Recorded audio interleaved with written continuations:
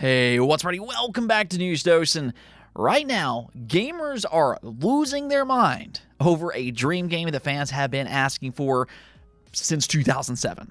I mean, it's crazy that it's been that long. It really should not have been, but here we are in 2025, and Valve may have went to school. Yeah, they may have learned about that secret number 3. So we're going to get into all of that today, my thoughts about whether or not you should be excited. Now, we also got another update from Xbox, and I mean, it's not great, but we're going to get into all of that as well. First, though, I do want to thank my supporters on Patreon and on YouTube memberships. Thank you just so much for what you do, and you will receive this video through early access. Let's go and get right into things, though, and let's start off with Halloween. You know, some of you may be preparing to celebrate in one way or the other, and that apparently also includes Night Dive Studios. They dropped this cryptic tweet which reads, "Tomorrow is Halloween, and we've got a dino-sized amount of news to share. What have you got planned for Halloween this year?" Now, this could be teasing really a number of different things, including possibly multiple game reveals, but you know, this is the studio behind the Turok remasters. So the fact that they're talking about a dino-sized amount of news, I mean, maybe another Turok remaster. They've already remastered the original trilogy, but they could still do something like, let's say, Turok Evolution. And like, I get it. I know that's not necessarily the most beloved entry in the series, but I'll tell you this right now. I will be head over heels if that's what they reveal. I grew up with this game, and I just adored it as a kid. I mean, I had no idea that it was so hated until I grew up, but hey, you know, maybe a remaster could fix some of the problems that people previously had. Now, they could also do something with Jurassic Park, or maybe even Dino Crisis. Now, that would be really cool, but at the same time, I also doubt that they're actually doing anything with Dino Crisis, but I would be thrilled about that as well. Either which way, though, we're not going to have to wait all that long to find out. Of course, I'll keep you updated. Now, speaking of Capcom franchises, though, they, of course, have Resident Evil 9 on the way, and they seemingly are going all out for the Nintendo Switch 2, as they absolutely should be. Nintendo is just so massive over in Japan that really a lot of these Japanese franchises could see a significant boost for that reason alone.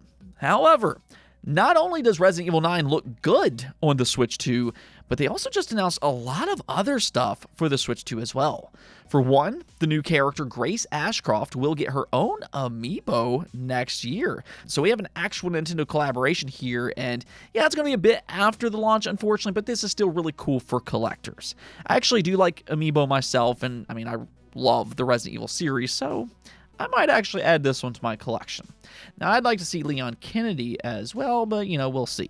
Another thing that they announced, though, is a Switch 2 Resident Evil 9 Pro controller.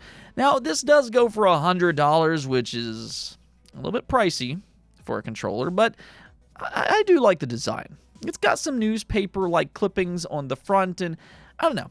I just like it. Now, probably not enough to pay $100, but hey, if you think it's worth the price, then that's completely up to you. Then the last thing that they announced is a Resident Evil Generation Pack, which includes key cards for Resident Evil 7, 8, and 9. Now, I actually do like the design of this collector's pack, so I wish they would have gone with legitimate physical copies, but based on the eShop price, this could at the very least be a good deal for Switch 2 owners. On the eShop, this bundle is going for $90, but do kind of keep in mind that they haven't confirmed a price for the keycard version. It could be a little bit more expensive depending on how they want to handle that. What I will say, though, is that Capcom is going all out for the Switch 2, and that's a great sign, not just for this series, but also for future Capcom games as well. Oh, and we also got an update for the Nintendo vs. Palworld lawsuit. Now, I've said this before, but I think this lawsuit is absolutely ludicrous. And not necessarily because Nintendo doesn't have a reason to be upset. I mean, I completely understand that some of the pals in Palworld are fairly identical to various different Pokemon designs. But my problem with Nintendo's accusations is that they're not going after the character designs specifically. Instead, they've been filing patents for general gameplay mechanics, which I think stifles game creation, not just for Power World, but really just across the entire industry. I mean, when you start to patent things like gliding from the sky in, let's say, Zelda, that's just ridiculous in my opinion.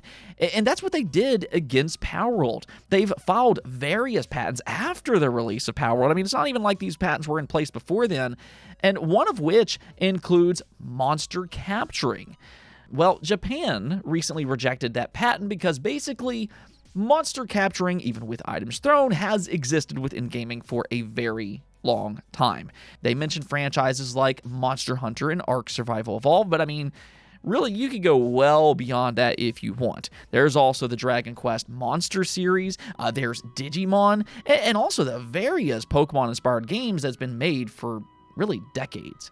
So they can't just simply patent something like this after the fact and be like, you can't do this. All in all, though, this does make their case against Pocket Pair weaker, but even so, I don't suspect they're going to simply stop. They could always refile if they want, and they could also come up with other reasons as to why they're suing Pocket Pair.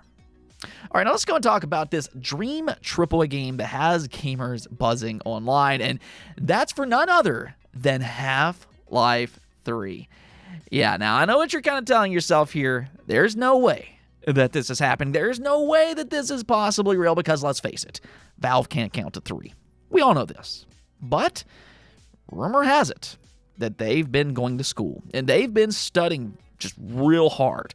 And because of that, they discovered that sacred secret number 3. Yeah, they may have done it, and here's what's happening. Tyler McVicker, which if you don't know who he is, he's a reputable and respected Valve reporter. He posted a big video on YouTube, and right at the end, he mentioned Half-Life 3 and this idea that it could be revealed actually sometime soon. He said, quote unquote, the current rumor going around is that work on the trailer is occurring. When Valve works on a trailer, it's not the same as when a publicly owned AAA studio makes a trailer. When a trailer is being made, it's being announced sometimes over a year before launch. Valve isn't doing that. You're going to have an announcement and then the launch be very close together, similar to how Half-Life Alyx handled it, where they effectively just kind of started work on the trailer about 2 months before the trailer came out. The current rumor is that the trailer is being worked on. I don't want to hype somebody up for something that might not happen. Let's tentatively get excited for November. Let's mellow out. Let's be chill about a possible thing happening soon. Now, something to keep in mind is that this is what he's hearing. He's not definitively saying that it will be announced in, let's hypothetically say, November. But if what he's been hearing about a new trailer is true, and if they handle it similar to Half-Life Alyx, then theoretically that would mean a possible reveal very soon. Though what I will say here, just talking about November, is that does seem like an odd month to make an announcement. I mean, sure, Valve could probably do that because, for one, Steam is massive. They could simply plaster it on the front page and every PC gamer would freak out about it. This type of news would be on every single gaming website within minutes. So technically they could simply drop a random trailer out of nowhere and be good, because Valve and Half-Life has that kind of brand power. But another way that they could do this is to reveal it at the Game Awards. There was actually already a rumor about a possible Half-Life reveal at this year's Game Awards. They actually asked a question earlier in the year about what would your dream announcement be, and Half-Life 3 qualifies as one of those quote-unquote dream games. So a possible reveal at the Game Awards would actually make a lot of sense as well. But what do you all think about this? Do you think it's happening, or do you think that this is just another rumor that won't amount to anything? At the very least here, I'm crossing my fingers that this will finally be the time. All right, now one more thing before we go, though. Microsoft dropped their quarterly financial report, and of course a part of that is for the Xbox brand and the gaming division as a whole. Well, the good news, or ever so slightly in this case, is that Xbox content and services revenue was up by 1%. So, I mean, not a lot, but at least it's something. Which, we can't really say the same thing for their hardware, which dropped by another 29%. Yeah, they said gaming revenue decreased by $113 million, or 2%, driven by a decline in Xbox hardware, offset in part by growth in Xbox content and services. Xbox hardware revenue decreased 29%, driven by lower volume of consoles sold. Xbox content and services revenue increased 1% on a strong prior year comparable, with growth in Xbox Game Pass and third-party content, offset in part by a decline in first-party content.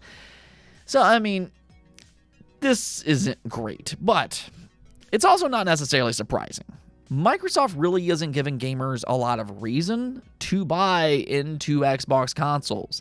Not only are they putting their exclusives on competitor consoles, but on top of that, they've raised the price for the Xbox Series now actually twice this year.